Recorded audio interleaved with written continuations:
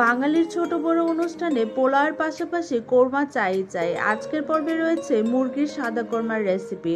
সেই সাথে কোরমার কালার ঠিক রাখার জন্য কিছু টিপসও থাকবে। Hello everyone, welcome to cook with Plabani. চলুন তাহলে কথা না বাড়িয়ে শুরু করি আজকের রান্নার জন্য একটা প্যান বসিয়ে দিয়েছি। তারপর দিয়ে দিলাম 1/3 কাপ রেগুলার রান্নার তেল।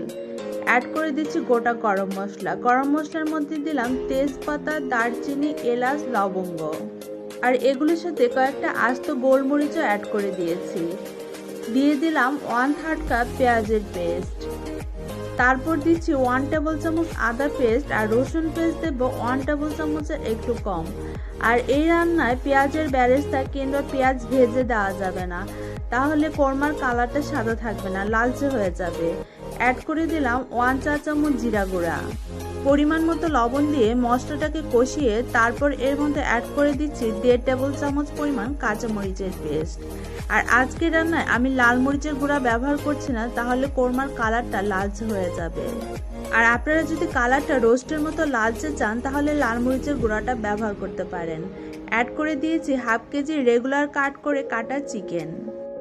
নেড়েচেড়ে চিকেনটাকে মশলার সাথে কষিয়ে দিয়ে দিলাম কাজু, কিশমিশ ও টক দইয়ের পেস্ট। 1 টেবিল চামচ টক দই দিয়ে কিছু কাজু কিশমিশ আমি পেস্ট করে রেখেছিলাম। ঢাকনা দিয়ে ঢেকে 5 মিনিটের মতো রান্না করে নিলাম।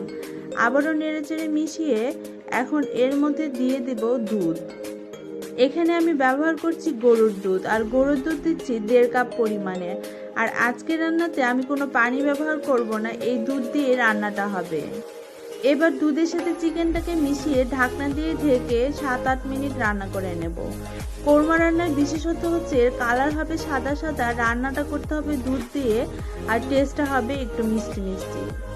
7-8 মিনিট পর ঢাকনাটাকে উঠিয়ে নেড়েচেড়ে মিশিয়ে তারপর এর মধ্যে অ্যাড করে দিলাম 1 টেবিল চামচ ঘি, 1 চা চামচ চিনি ও 4-5টি কাঁচামরিচ। আর কাঁচামরিচটা চিড়ে না দিয়ে নিচের অংশটা ছুরি দিয়ে একটু কেটে দিলেই হবে, যাতে ফ্লেভারটা কোরমাতে ঢুকে।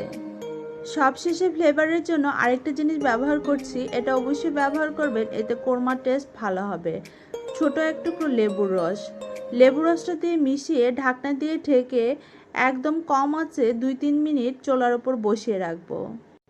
ফিরে এলাম 2-3 মিনিট পর। দারুণ অ্যারোমা ছড়িয়ে গিয়েছে, সেই সাথে আমার রান্নাও কমপ্লিট। আর কোরমাটা একটু ঝোল রেখেছি, ঠান্ডা হলে কিন্তু একদম ঘন হয়ে যাবে। আপনারা দেখতেই পাচ্ছেন সার্ভ করার পর একদম ঘন হয়ে জমে গিয়েছে।